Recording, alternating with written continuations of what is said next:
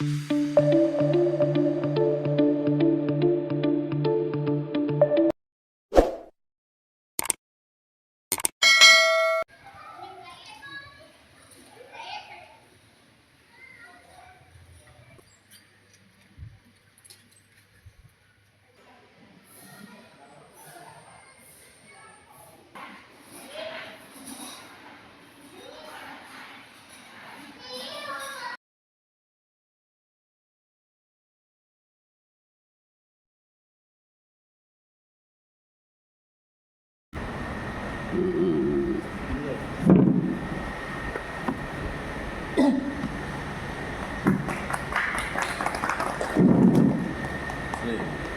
మానవ సత్యేంద్రరావు గారు ఉపన్యాసకులను సత్కరిస్తారు.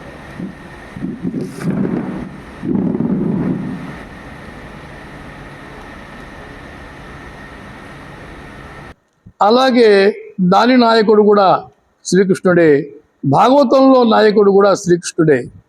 కాబట్టి భాగవతంలో తను బాల్యం నుంచి చేసినటువంటి అనేక క్రీడలు, అనుభవాలన్నింటినీ సంపుటీకరించి తర్వాత భగవద్గీత చెప్పడం జరిగింది. మీరు శ్రీకృష్ణ తత్వాన్ని విన్నారు.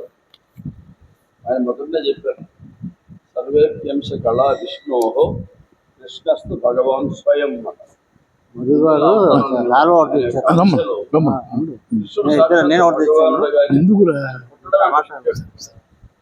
నాలుగు గుడియాలు, కౌస్తవ మణి, ఇలా అన్నీ కూడా ఆ విష్ణువు యొక్క అంశాలు అన్నీ కూడా ఉన్నాయి. ఆయన స్వరూపంతోనే పుట్టాడని మనకు భాగవతం చెప్తాం.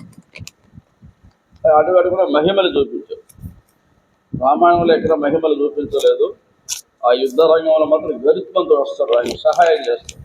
అటువంటి ఉన్నటువంటి దృశ్యములు తప్ప ఎక్కడ రాముడు చూపించాడు. రాముడికి కృష్ణుడికి ఉండే తేడా ఏమిటంటే, రాముడు మాయామానుష రూపుడు, కృష్ణుడు లీలామానుష రూపుడు. కృష్ణుడు లీలామానుష రూపుడు, విలాసాన్ని ప్రదర్శించే. ఆయన మాయామానుషుడు, మాయకు అధీనమై మెలిగాడు. ఇద్దరు భగవంతు పరమాత్మ స్వరూపులే కాదని. అటువంటి కృష్ణుడు యొక్క తత్వం, కృష్ణుడు ఏ విధంగా అందరినీ పోతుంది, ఎవరిని చంపలేదు. ఆయన చంపాడని మనం అనుకుంటున్నాం. పూతన చంపాడు. పూతన ఏమిటి, ఆమె చనిపోయినప్పుడు ఆమెను కాలిస్తే సుగంధం వచ్చింది అంటే ఆమెలో సుగంధాన్ని నింపి ఆమె కల్పషాన్ని హరించాడు. ఇట్లా మనం లోతుగా పరిశీలిస్తే కృష్ణుడు అందరినీ కూడా మోక్షాన్ని పొందింపజేశాడు. సారీ, మనం నరసింహరావు గారు చెప్పారు, వాళ్ళ దుర్గుణాల్ని హరించాడు, వాళ్ళకు మంచితనాన్ని కలిగించాడు. అట్లా అడుగడుగున ఆయన అందరికీ విద్య కానీ అట్లాగే అందరూ తప్పు చేసిన వాళ్ళు శిక్షించాడు, మంచి వాళ్ళని రక్షించాడు. అటువంటి కృష్ణ తత్వాన్ని చాలా ఓపికగా వారు చెప్పారు. అందువల్ల మనం అందరం కూడా అర్థాల ధనలతో మన సంతోషాలు తెలియజేస్తాం. మా స్టూడెంట్ ఒక ఆయన వచ్చాడు, ఏదో మధుసూదన్. కాబట్టి వారి యొక్క అభ్యర్థనను మన్నించి ఎంతోమంది వచ్చారు, చాలా సంతోషం. వారి దగ్గర చదువుకున్నటువంటి వ్యక్తులు కూడా వచ్చారు. మధుసూదన్ గారు కూడా వచ్చి ఉన్నారు. వారిని వేదిక మీదకి ఆహ్వానిస్తారు. 2 మాటలు చెప్పమని ఆహ్వానం. రండి అయ్యా, ముందుకు రండి. వెనక నుంచి వేయకూడదు. ఈ పక్కన మధు నిలబడతాలే, ఉండు, కూర్చుంటే ఇరుగ్గా ఉంటుంది.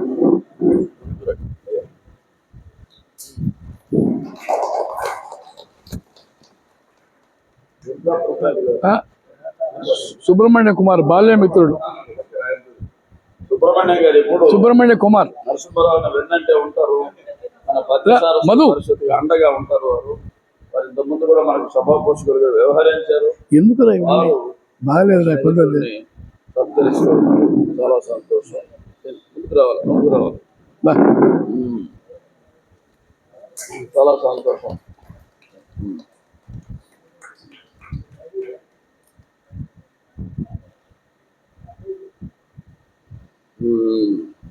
ఇవాళ మా శిష్యుడు ప్రసాద్ గారు కూడా వచ్చి వారిని బంధించారు. వారి ఉపన్యాసం అంతా బంధించారు కెమెరాలో.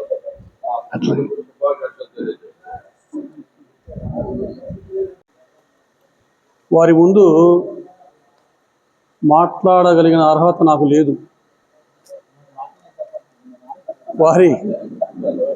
వారి దగ్గర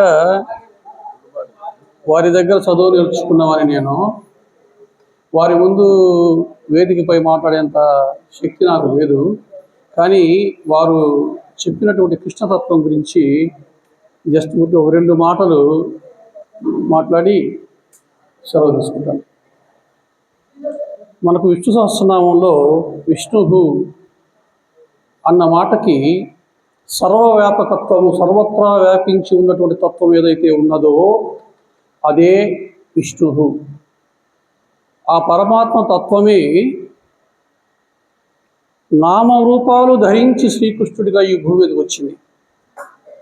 అంటే పరమాత్మ తత్వం ఏదైతే ఉన్నదో, నిరాకారము నిర్గుణము అయినటువంటి ఆ పరమాత్మ తత్వము సాక్షాత్తు శ్రీకృష్ణుడిగా ఒక నామరూపాలతో ఈ భూమి మీదకి వచ్చి నడయాడి ఎన్నో లీలలు ఆయన చెప్పినట్టుగా మాయామానుషుడుగా మన ముందు ఆయన తిరిగాడు. ఆయన అటువంటి శ్రీకృష్ణ పరమాత్మ యొక్క తత్వం గురించి మా గురువుగారు అటువంటి నరసింహరావు గారు చాలా గొప్పగా మనందరికీ కూడా వివరించారు. శ్రీకృష్ణుడి గురించి, తత్వాన్ని గురించి వివరించడానికి ఎవరి శక్తి సరిపోదు. ఆయన మొదట్లోనే చెప్పారు, నా శక్తి సరిపోదు, కానీ నేను ప్రయత్నం చేస్తాను అని. కాబట్టి శ్రీకృష్ణ పరమాత్మ యొక్క తత్వాన్ని గురించి వివరించడం అంత సామాన్యమైన విషయం కాదు. కర్షతీతి ఇది కృష్ణ, ఆయన ఆకర్షిస్తుంటాడు. ఆకర్షించేది ఏదో అది కృష్ణతత్వం. కాబట్టి ఇంతమంది ఇక్కడ వచ్చి ఈరోజు ఇక్కడ కూర్చోగలిగారంటే ఆ కృష్ణ భగవానుడి యొక్క ఆకర్షణయే ఈ అందరినీ తీసుకొచ్చి ఇక్కడ కూర్చోబెట్టింది. కాబట్టి మన అందరిలో ఉన్నటువంటి ఆయన చెప్పారు ఏది, మనం అందరం ఉన్న శరీర తాదాత్మ్యం చెంది ఉన్నాము. అజ్ఞానమైనటువంటి భావాలతో మనం ఈ శరీరంతో ఏకమైపోయి ఉన్నాం. కాబట్టి ఆ శ్రీకృష్ణ పరమాత్మ మన అజ్ఞానం అనేటువంటి ఏదైతే ఉన్నదో దాన్ని తొలగించడానికే మనకు భగవద్గీత అందించారు ఆయన. సాక్షాత్తు భగవంతుడే అందించేటువంటి గీత ఏదైతే ఉన్నదో అదే భగవద్గీత. కాబట్టి అటువంటి మహానుభావుడు మనందరం ఆధ్యాత్మికంగా ఎదగడానికి 1, 2 ఆయన ఎన్ని అందించారు. ఆయన తత్వం గురించి ఏమని ఎంతని వివరిస్తే సరిపోతుంది, గంట సరిపోతుందా? చాలదు. కాబట్టి ఎంతో చక్కగా మా గురువు గారు శ్రీకృష్ణ తత్వం గురించి వివరించినందుకు వారికి నేను సభాముఖంగా ధన్యవాదాలు తెలియజేస్తూ, శ్రీకృష్ణ తత్వాన్ని సాకల్యంగా మన ముందు ఆవిష్కరించారు నరసింహారావు గారు. అనేకమైనటువంటి కొత్త విషయాలు కూడా మనకి చెప్పారు. భాగవత కృష్ణుడిలో నారాయణుడు, గోలోక కృష్ణుడు ఉన్నటువంటి విషయాలు ఇవన్నీ కూడా ఇతర పురాణముల నుంచి సేకరించి ఆ పురాణ అంతర్గత విషయములు కూడా మనకి ఆ శ్రీకృష్ణ తత్వానికి అనుబంధంగా ఈనాడు ఉపన్యాసంలో మనకి అందించారు. ఆ జగద్గురువు అయినటువంటి శ్రీకృష్ణ పరమాత్మ యొక్క ఆ అంతస్తత్వాన్ని తన యొక్క ఉపన్యాసంలో మనకి సుందర బంధురంగా మనోహరంగా వివరించారు. వారికి ప్రత్యేకమైనటువంటి ధన్యవాదాలు, నమస్సులు అర్పిస్తూ ఉన్నాను. ఈ భాగవత అంశాలు భగవద్గీతకి అనుసంధానం చేస్తూ ఈ శ్రీకృష్ణ తత్వాన్ని మనకి మనోజ్ఞంగా సాకల్యంగా అందించారు. మురళీకృష్ణుని తత్వము నరసింహుడు పలికినాడు నవ్యసురీతిన్ వరముగా భాసిలనదియే శిరములను ఊపింపజేసే శ్రీ సభలోనన్ అని మనందరినీ ఉత్తేజపరిచి ఉత్సాహపరిచి చూశారు. ఇటువంటి దీనికి ఈ కార్యక్రమాన్ని నిర్వహిస్తూ అందరికీ నమస్కారం. మొదటి నుంచి కూడా మన సంస్థ రాష్ట్రం చేదోడు వాదోడుగా ఉంటూ ఇక్కడ కార్యక్రమాలు తిలకిస్తూ మరి అప్పుడప్పుడు ఇలా ఉండాలని చెప్పేటువంటి విధి కాబట్టి వాళ్ళు నిజంగా మన సంస్థకి ఎంతో సేవ చేస్తున్నారు. రండి పర్లేదు.